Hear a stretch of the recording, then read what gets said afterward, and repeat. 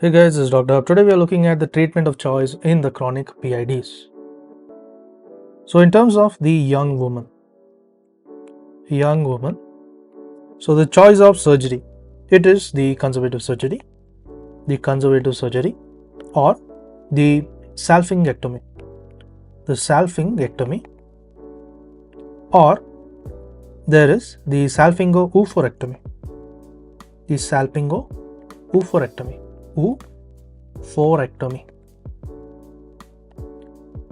Next is when the extensive damage precludes conservative management.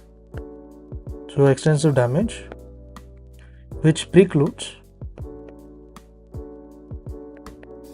the conservative management. And when a patient is multiparous and of an older age group. So it is multiparous with the old age. So in such a case, what is the choice of surgery? It is nothing but the abdominal hysterectomy. So there is abdominal hysterectomy, and this is associated with the bilateral salpingo-oophorectomy.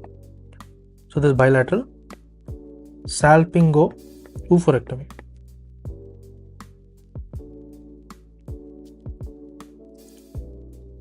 Next is we look at the mild case of PIDs.